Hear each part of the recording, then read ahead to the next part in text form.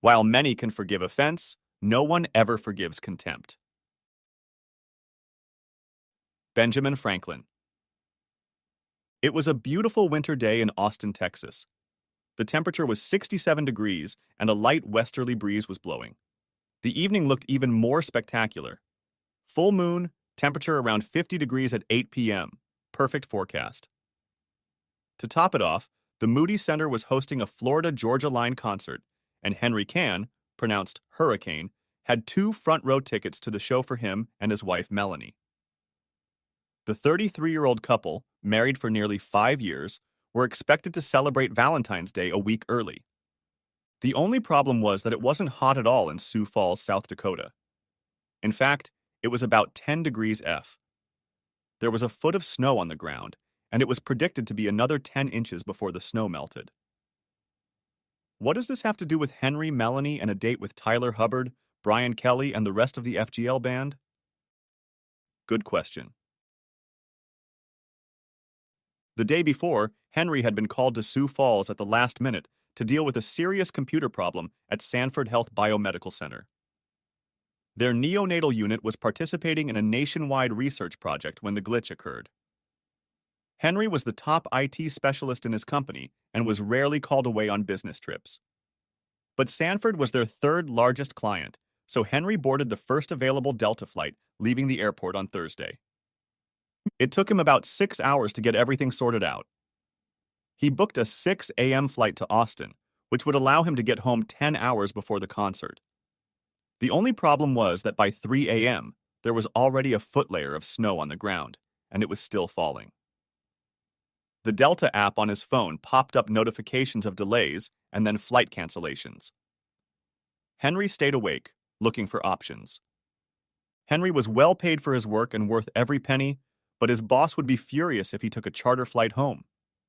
However, he had just saved his company several $1,000s more than a charter would have cost, so he tried to take advantage of that option. By 5 a.m., it was clear that no one would be flying anytime soon. The snowfall was to continue all day, and the temperature would drop to freezing. Some were calling it the storm of the decade. Henry could think of only one thing. Shit. Around 9 in the morning, he dialed extension 2 to call Melanie's office. Her assistant Kim answered on the second ring and put him through. Hey babe, I'm so excited about tonight. What time will you be home? Mel, have you seen the weather in Sioux Falls? No, Henry, I knew that's where you were headed, but I wasn't paying attention. What's going on? Unfortunately, a whole bunch of goddamn snow. 12 inches so far, and probably another 10 today before the snow ends. All flights have been canceled. Oh, baby, I'm so sorry. I was so excited about tonight. I know I've been working a lot lately, and this was the perfect chance to start a romantic weekend together. Damn, sometimes I hate your job. I'm upset too, Mel. But you know I only travel 4 or 5 times a year, and only when absolutely necessary. It was a big crisis with a major client. Like you said, we haven't been together much these past few months, but you're the one spending crazy hours, not me. If anything, my job allows us to have a damn good Texas lifestyle. You're right, Henry. It's just that lately we've been apart more often than we've been together. I know it's my fault too. I'm working hard to make partner, which means I have to make time for it. You're at the point where you can dictate most of your schedule and keep it close to normal. I'm getting to that point, but it will be another year or so before I start controlling my hours. I miss you, and I miss us. Me too, babe. Why don't you take your girlfriend Sue and go have some fun? The tickets are front row and trying to sell them is too much trouble. I can order a car to pick you up and bring you home. Don't let me spoil the fun of a great show. Melanie hesitated and talked about just selling the tickets. She would just stay home and watch the concert online. She could log into their Ticketmaster account and sell seats with no problem. She continued to talk about how she didn't want to go if he wasn't with her. Henry persisted in urging her to go and have fun. He reminded her that she had a new pair of Tacovas, and those stylish shoes looked good on her. After a few minutes, she agreed. They both said, "I love you," and hung up. 5 minutes later, Melanie found a phone in the back compartment of her large bag and dialed the first number. This was her part of the conversation. Hey, how was your day? Well, I might have something to cheer you up. Henry just called. He's stuck in Sioux Falls, in South Dakota. Yeah, he had to rush down there on business, and there was a big snowstorm. Can you imagine his bad luck? Yeah, and you were lucky. Anyway, I still have 2 tickets on the Florida-Georgia line tonight, but hubby will be cooling his heels in the Great White North. Diane is still visiting her relatives in Memphis? That's great. How about we spend the evening together? I have a new denim skirt and boots I've been wanting to try out for a while. I'll come over to your Uber and we'll see. How does that sound? Yeah, I'll order an Uber Black so we can have tinted windows. I giggle. Yeah, let's plan a late night party after the concert. I'll see you around 7. I can't wait. Melanie worked hard and made it through lunch so she could leave the firm by 4:30 p.m. She wanted to soak in the tub and relax for an hour before heading to the concert. Before leaving the office, she called her best friend, Susan O'Connor. They had met during her first year at the firm and had hit it off immediately. Only 1 year apart in age and married only 2 weeks apart that same year, they had a lot in common. Hey, Susie Q, need a favor, babe. What's up, Mel? Glad to help if I can. If Henry ever asks you how our night at the Florida-Georgia line concert tonight went, your answer will be awesome. What the hell, Mel? Are you still having fun with David the asshole? Mel giggled. Yeah, I just can't get away from him. I know his partners call him that because he can be an asshole, but let me tell you, that nickname has another good reason, girl. Sue was not amused by this. Mel, Henry is a wonderful man, and you two together make a wonderful couple. This is the moment when you start thinking about kids and raising a family together. You're not in college anymore, sis. Why are you spreading your legs for this player? You're jeopardizing everything for fun. Mel sighed. Her friend was loyal, but also held more conservative views on fidelity. I know, Sue. Henry is a great guy, and I never plan on losing him. David is wild and fun.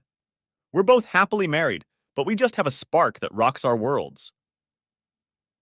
Mel, you really need to think a little deeper before you open your mouth. If you were happily married, you wouldn't be slutting around with your boss on this side. Nor would he be entertaining one of his female employees if he was happy. What part of the marriage vows did you not understand? Renouncing all the others is pretty easy. Mel was beginning to tire of her friend's lectures. Sue, will you cover for me or not if Henry ever asks? I won't offer any information or ever bring it up, but if he asks me, I'll tell him I was with you. Where are we sitting? Front row, right in the center. Thank you, Susie Q. You're the best. Next weekend we're spending the day at the spa. I'd love that.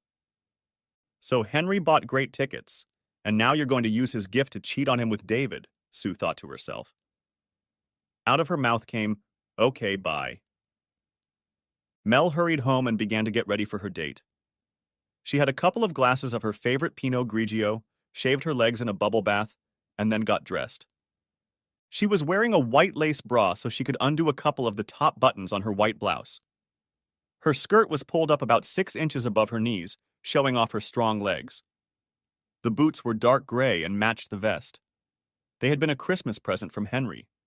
It was the first time she'd worn them, but she was so excited that the irony didn't catch on. She looked in the mirror and was pleased with what she saw. She figured she'd crush a few people this evening, but she was only interested in one. She had another glass of wine, after which she ordered an Uber. When it pulled up, she asked for one stop on her way to the concert. The driver happily agreed. More money in his pocket was fine with him. The car pulled up to a gated apartment complex. Melanie gave him the code to enter. They drove 2 blocks and pulled over to the curb. Just then, David Miller, Melanie's boss, jumped out of his condominium and jumped into the back seat, greeting his companion with an enthusiastic and passionate kiss. Good God, you smell and look beautiful, Mel. I think we should skip the concert and head straight to your house. Melanie welcomed his kiss, opening her mouth and accepting it with a purr. Calm down, big boy. There will still be time for that. It's going to be a great show. The Uber driver remained silent, but noticed the wedding ring and diamond on her left hand as she kissed and caressed her lover. Whore and bastard, he muttered to himself. For her part, Mel had never intended to cheat on her husband. They had met on a blind date arranged by her best friend. Sympathy had quickly developed between them. She was outgoing, friendly, and socializing with friends came easily to her. Henry was a little more reserved, but there was an inner strength about him that appealed to her. She never felt like he overshadowed her, but his presence always made her feel safe. He was kind but firm, with a warm personality and wise beyond his years. He attended college on an ROTC scholarship, and after college he served in the Marine Corps for 5 years. This experience combined with his character made him a man who could always be counted on.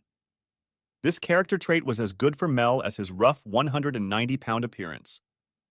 Henry was skeptical of Mel's affection from the beginning.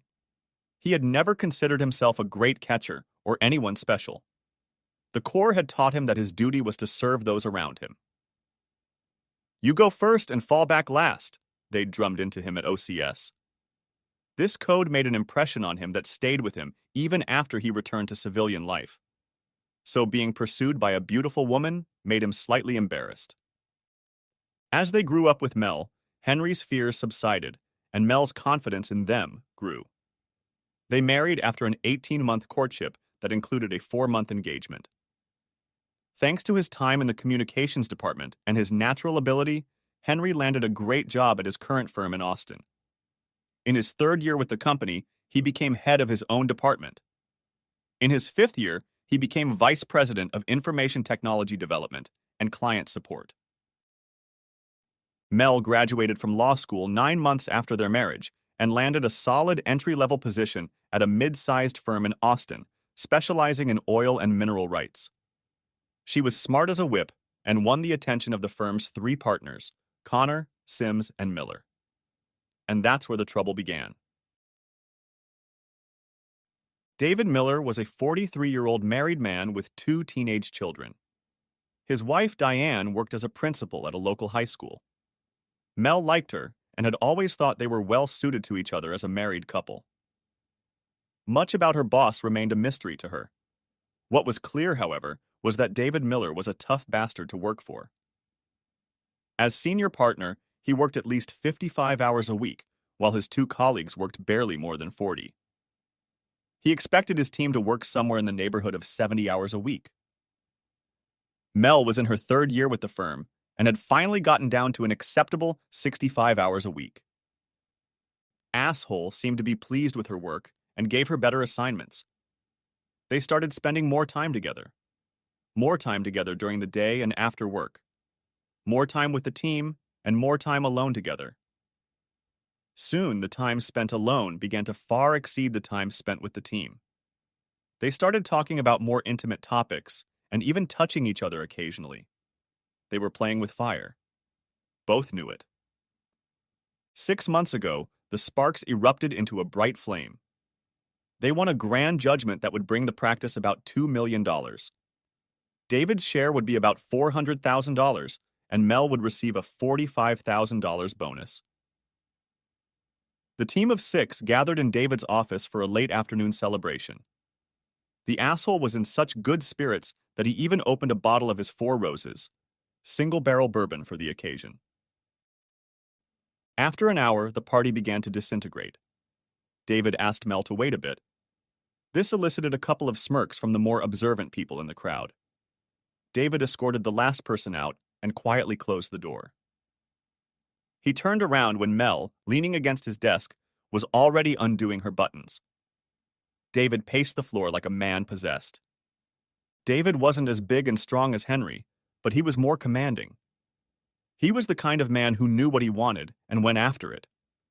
He'd wanted Mel since he'd first gotten to know her intimately about 2 years ago, and now it was working out for them. "No, David, I don't think this is a one-time thing. I feel a connection with you that I don't want to resist. We're both married, and we want to stay that way. But I hope you and I will have moments like this day every now and then." "It makes me happy to hear you say that, Mel. Yes, we both want to stay married, but I also want us to have more moments like this one." That was 6 months ago, and now Mel and David were walking hand in hand into the concert arena. They hid their infidelities well, but were still diligent about seeing each other at least twice a month. Tonight, if they were worried about being seen, they didn't show it in any way. They weren't overly affectionate, but even a casual observer could tell this was a date between two people who were drawn to each other. Back in Sioux Falls, a frustrated Henry decided to broadcast the concert live. If I can't be with her, maybe I can see her when they pan the crowd, he thought to himself. After warming up, the band FGL took the stage, playing 4 fast and loud songs. The camera didn't look at the audience too much until the 5th song, which finally went slow. Cruz's love song was performed when the cameras started filming couples in the audience. Henry almost went to the bathroom when the song started, but remembered it was Mel's favorite song and stayed. 30 seconds later, his world crumbled and his marriage fell apart. The camera stopped on a couple in the front row, right where Henry had bought his tickets. The man and woman were hugging, slow dancing, and kissing deeply, clearly oblivious to the fact that they were being shown on the big screen. In the new boots Henry had given her for Christmas, Mel was unrecognizable, and although he didn't know him well, there was no doubt that this was David Miller, embracing and passionately kissing his wife. Henry sank to the floor, at a loss for words. The agony of betrayal came over him like a punch to the gut. He was dazed, dizzy, and struggling to breathe. The camera moved to the other 3 couples, but then back to Mel and David again. This time, Mel broke the kiss, looked up and saw them on the screen. The look of panic on her face was impossible to hide. She buried her face in David's chest, pulling his head against her so he wouldn't look up. For 15 minutes, Henry sat on the floor, tears streaming from his eyes. He alternately asked himself questions like, "Why Mel?" and snapped into anger.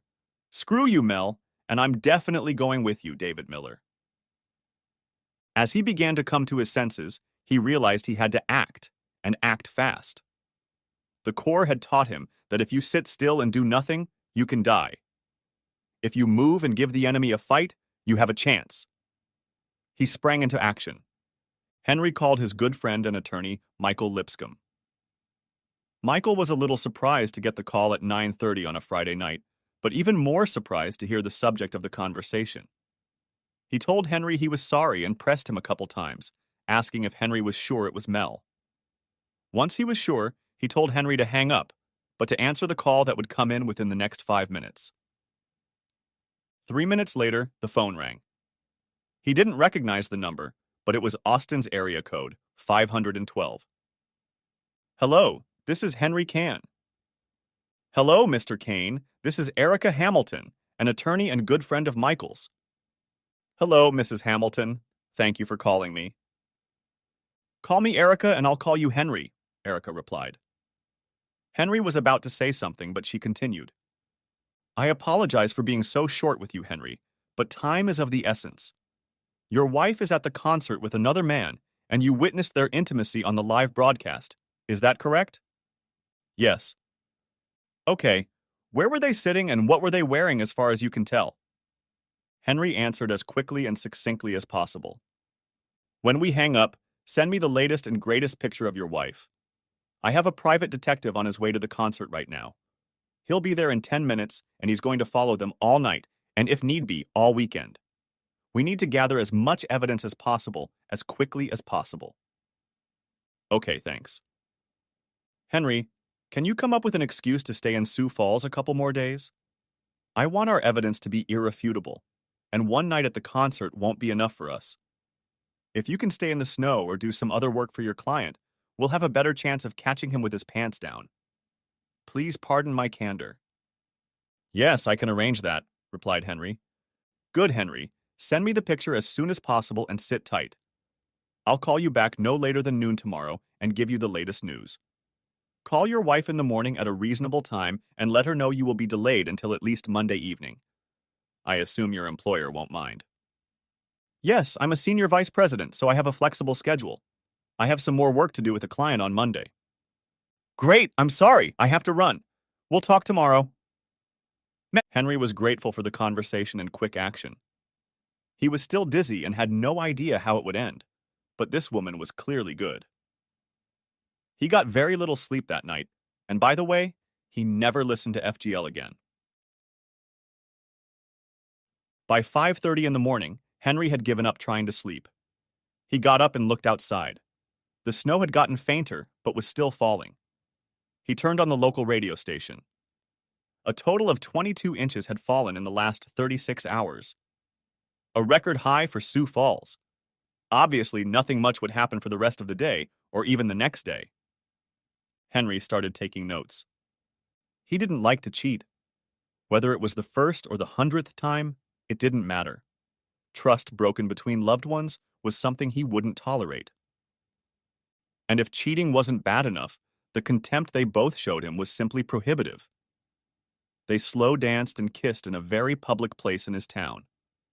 Even if they were only seen by one or two acquaintances, word of mouth would spread. Did you hear that Melanie Canna is getting her husband drunk with her boss? There was no way he'd put up with that shit. He analyzed his actions as her husband over the past 5 years. He'd always been faithful, but not because women were busting down his door. He rarely looked at another woman. He was head over heels in love with Mel, and that meant he was completely faithful to her. They fought from time to time, but he was a good husband to her. Caring, friendly, protective, but always respecting her as an equal partner. No, he didn't deserve such neglect. He made a spreadsheet of assets and liabilities. Made a very short list of people to call, including his boss, his father, and 2 buddies from the Corps. He made a list of next steps after talking to Erica. It was only 7 in the morning, so he put on his sweatpants and headed to the hotel fitness room, where he worked out hard until 9. After showering and eating breakfast, he picked up his phone. There were 2 messages from Mel, wondering how he was doing and telling him how much she missed him. She mentioned that the concert had gone well. Sue had joined her. Disrespect again. He decided to check something out. Perhaps he should have waited to consult with his attorney, but after all, he was a Marine. Inaction in the face of a crisis didn't seem like a good option. The phone rang twice before it was answered. "Hi, Henry," Sue said. "I heard you were stuck in Sioux Falls. I saw the weather map. It looks terrible." "Hi, Sue. Yeah, it's just a whiteout here. Texas hasn't had this much snow in ages, not to mention it's only been snowing for 1 day. I'll be glad to get home." "What can I do for you, Henry?" Sue's voice sounded nervous. "Look, Sue, I was just wondering. How did you like the concert last night? I thought the opening song of the concert, 'This Is How We Roll,' was great. I watched it live from my hotel room." "Yes, Henry. It was a great show. I know Mel had fun, but I really missed you." "Thanks for saying that, Sue. Can I ask you one more question before I let you go?" "Sure." "I know you're a big FGL fan, so I'm wondering how the hell you could confuse 'This Is How We Roll' with 'Up Down,' which they opened last night with. How is that possible, Sue?" There was silence on the other end of the line, so Henry continued. "Sue, I know you're a friend of Mel's, but I also considered you a friend of Jim's. But now it seems you've picked a side and are willing to set aside our friendship so she can entertain her boss. I don't know what I did to deserve such disrespect for you and Jim, but your betrayal hurts me deeply." A huge lump rose in Sue's throat, and tears came to her eyes. It came to her that she had made the wrong choice in covering for Mel. No friend would ever ask a loved one to help them be dishonest and hurt others. "I'm sorry, Henry," she replied in almost a whisper. "How long has this been going on, Sue? How long has David Miller been entertaining my wife?" "About 6 months, Henry." Henry had been preparing himself for something like this, but hearing it for the first time, he was shocked. He had to fight to keep his composure. "Sue, does Jim know that you're lying for Mel and helping her betray her wedding vows to cheat on me?" Sue sighed. "Oh no, Henry. Jim doesn't know anything about that. He would be mortified and ashamed to know my part." "Okay, Sue. For now, I won't tell Jim about the part you played. It will all come out soon, and I'm sure he'll have questions that you'll have to answer. Jim is a good man, so my advice to you is to come clean when the time comes. In the meantime, if I hear you say a word about this conversation to Mel, I'll call Jim myself and make sure he explains unequivocally what part you played in helping Mel despise me and ruin our marriage." Sue was crying now. "No, Henry, I won't say anything to Mel. I won't even answer text or phone calls over the weekend. I will find a way to avoid talking to her. I'm really, really sorry and ashamed, Henry." Henry disconnected without saying goodbye. On the other end of the conversation, Sue began to realize the depth of her stupidity done in the name of friendship. She realized that sooner or later she would have to talk to Jim. It would probably be for the best. Henry called Mel on the phone. Her voice was sleepy, but she played the role of loving wife perfectly. She pouted heavily when she learned that he wouldn't be home until Monday evening at the earliest. She and Sue had had fun, but it wasn't the same without him. She had few plans for the day: run a few errands, do some chores around the house. Nothing major, really. She promised she'd save the special stuff until hubby got home. She ended the conversation with a resigned, "I love you." Henry replied, "Goodbye." That struck her as odd, but she didn't give it a second thought. At 11:58, Henry's cell phone rang. It was Erica. She gave a brief update and then said she would call back around 7 p.m. with a detailed report. She called at exactly 7 p.m. The summary of the case was as follows. 1. The private investigator was very, very good. He infiltrated the concert and took more pictures. Mel was scared of the cameras for a while, but by the end of the concert, they were hugging and kissing again. 2. They went back to Henry and Mel's house. The EP had anticipated this and had an assistant set up recording equipment in several rooms. They spent the night in the master bedroom, engaging in a very vivid relationship. 3. Later in the kitchen, they engaged in a casual but frank conversation about their relationship from its inception. They freely mentioned a few escapades within the walls of the law office. They also discussed how to keep things private. 4. They went out to lunch and then returned to Can's bedroom for the afternoon and evening. 5. The private investigator would continue his surveillance and notes, but Erica assumed things would be the same. Next, she wanted to know what was on Henry's mind. He had been pondering and taking notes all day. He outlined his reflections to his lawyer. "She has despised me publicly and privately for 6 months. The marriage is over," he began. "She should feel the humiliation she has heaped on me along with her friends and family. The truth of her actions must be made public. There is no reason to amplify or exaggerate. The facts speak for themselves, but no nonsense about irreconcilable differences. I want her sent to work as soon as possible. I want his wife to know when I'm servicing Mel. The same goes for David. I want his wife to have everything we have on him. I hope and pray that she brings him out in the divorce. I also hope his partners turn out to have more morals than he does and get him to leave the practice. Maybe if we threaten to sue the firm, since they've been doing this repeatedly in the office, we can encourage them to do it. I don't want to stay in this house. I need to sell it. There are too many memories. Honestly, I don't even know if I'll stay in Texas. However, I don't want her to stay in it either. Hopefully we can split 50/50ths on the sale. I also want to protect all my assets as a spewer. I don't mind using my money to pay off cars or other small debts, but I sure as hell don't want her getting child support from me. She just got a big bonus and she's already getting a small 6-figure sum." Erica asked a few clarifying questions. She told Henry that, given his ability to make good money, it was likely that she would receive alimony. However, if the law firm had a morals clause, they could clearly show that her infidelity had ruined the marriage. That might help. Henry would stay in Sioux Falls or Austin until Tuesday afternoon. Chalk would be served mid-afternoon. Before then, Erica would try to track down Mrs. Miller and see if she wanted to join in the fun. Henry noticed that Mel didn't call him again on Saturday or until early Sunday evening. She and the asshole must have been having a great time. He knew he had to call her, or she might suspect something. He called around 9. Hey, I was just thinking about you and realized we haven't talked since yesterday. I hope you're still going home tomorrow. I can't wait to get to you. I've missed you so much. I'm sorry, Mel, but that will be on Tuesday. I have a flight through O'Hare that will get me home around 3 p.m., so we can plan to have dinner together. Okay, she replied, disappointed. But next time I meet with James, CEO and Henry's boss, I'm going to tell him no more winter trips. He ruined a great weekend we were supposed to be enjoying together. You'll tell him when you want to see him again, Henry said, almost chuckling at the thought.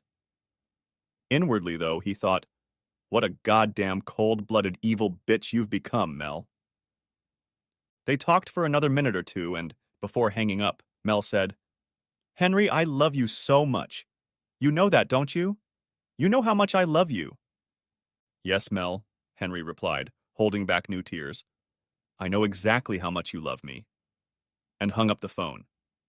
He just couldn't let her humiliate herself. Even if he gave her a clue, he knew what was happening to her. She'll never humiliate me again, he thought, as he dialed his boss James's number to keep him in the loop. Henry sat at the kitchen table on Tuesday at 3 o'clock sharp. He wasn't sure when Mel would be home. From Erica, he knew things were moving along. She was supposed to arrive sometime between 2 and 4. Apparently, Mrs. Miller had already forgiven the asshole for 2 previous affairs with women like Mel. She wasn't in the mood for a third, and was happy to hire Erica to represent her interests as well. Both Henry Cann and Diane Miller were named as plaintiffs in a civil suit against Connor, Sims, and Miller. Erica reminded both of them that she didn't think it would come to anything, but rumor had it that while Connor and Sims weren't necessarily choir boys, they weren't the type to put up with a lack of morals that hurt their practice. Perhaps this jerk would be shown the door. At 3:15 p.m., Erica called to let Henry know the deed was done. While they briefly discussed next steps, Henry's phone was bursting with messages and calls from Mel. In order, the messages read, What the hell? How dare you humiliate me in my workplace? Answer me, asshole. You better be home when I get home. I'll never forgive you for this. Henry had only seen combat twice. His job in the communications office was a combat support role. But every Marine is trained to be a gunner, and twice in Iraq he was caught in firefights. Neither of them lasted long, and his captain, who never praised anyone, took the young first lieutenant aside and told him he did a great job for a rookie.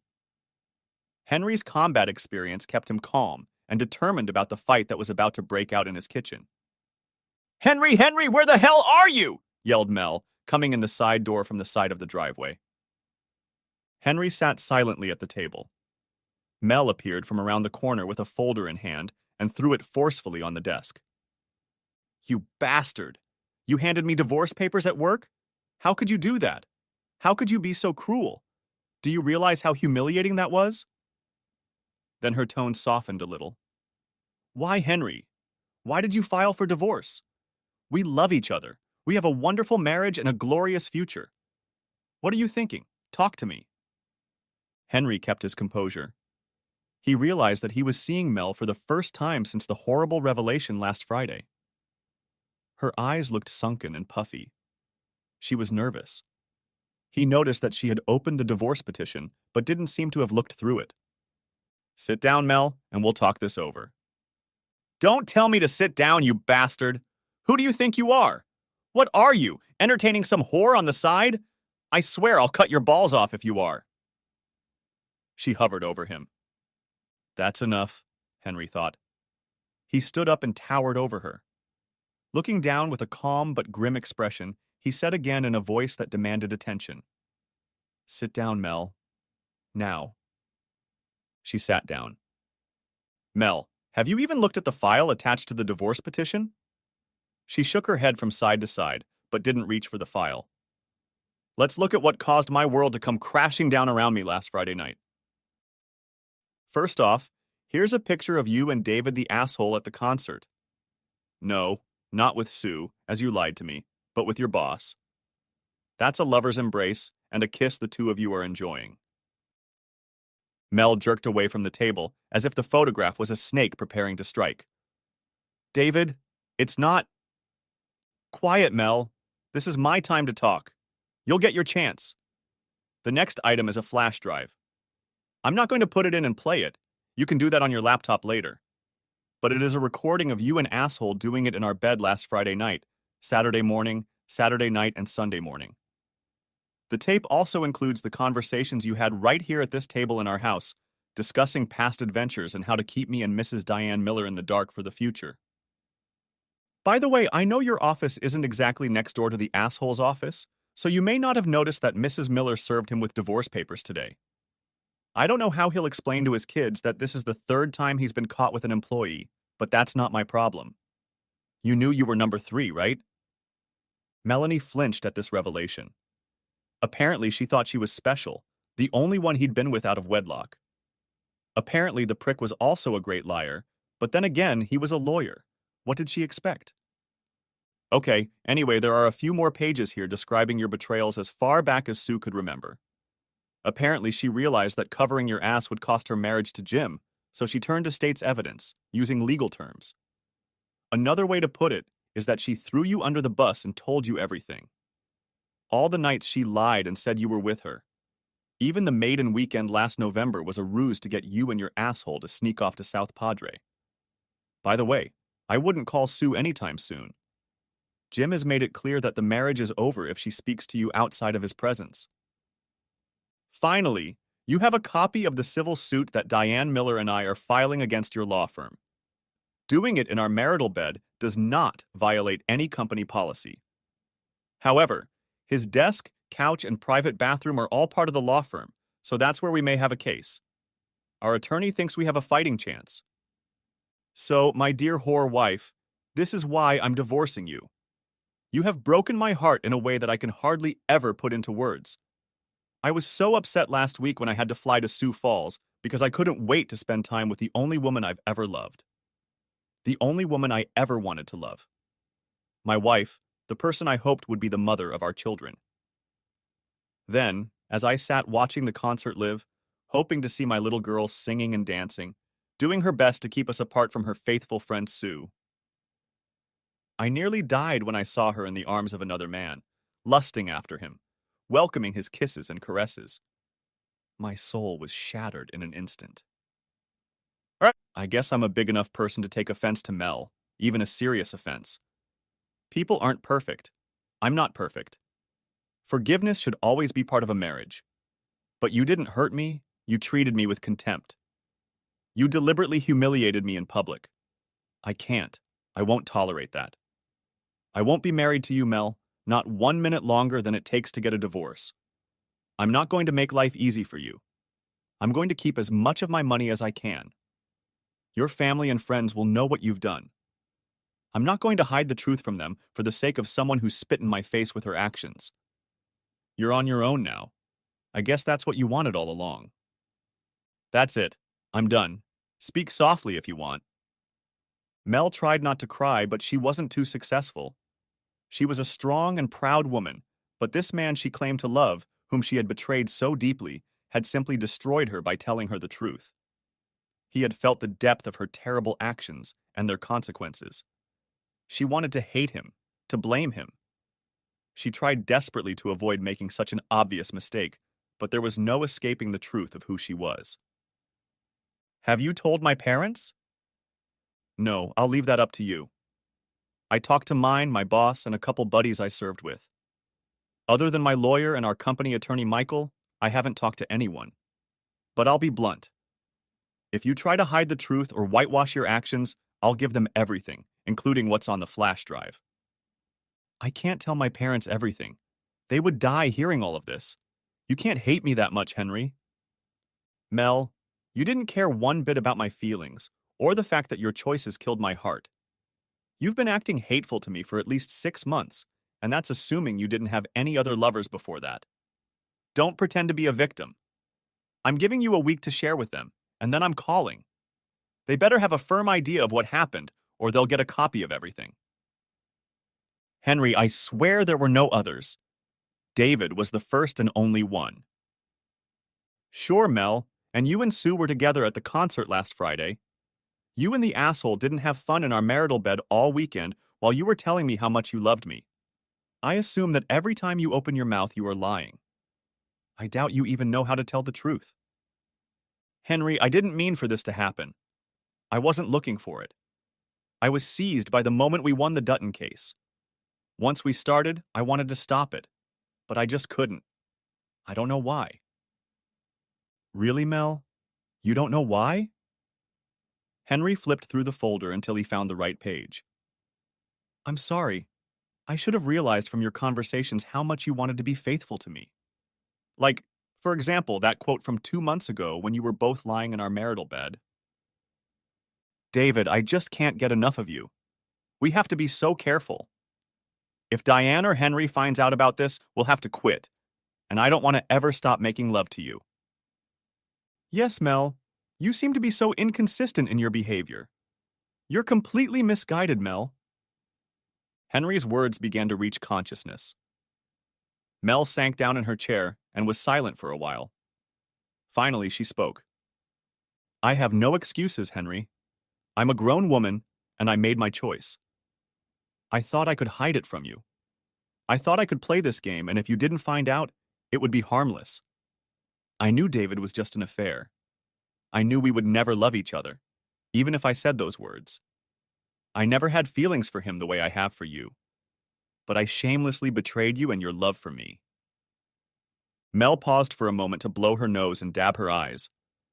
She looked across the table at Henry and immediately noticed two things. His wedding ring was lying on the table, and the look in his eyes told her that he had lost all hope of redemption for her. He treated her with the same contempt she treated him with. Her safe little world of a loving husband was gone. Henry, I don't know what to do or where to go. I can't leave the house before the divorce. It would mean admitting it's over and financial suicide. I don't suppose you're leaving either. Why don't we agree to stay here for a while? I need time to think and decide how to proceed. I can't promise I won't fight for a divorce. Right now, all I want is to be with you forever. I can't imagine life without you. I will stay in one of the spare rooms and avoid contact other than what is necessary between roommates. I will respect your space. Mel, I can't tell you what to do, what to think, or where to go. Erica, my attorney, told me not to leave the house until the divorce is official, and she told me you'll feel the same way. You're staying in the master bedroom tonight. I refuse to sleep on the mattress you and that asshole were on. Tomorrow, I'll take it to the Salvation Army, and they'll bring me a new one. This will be my bed that you will never sleep on. Thank you for understanding, Henry.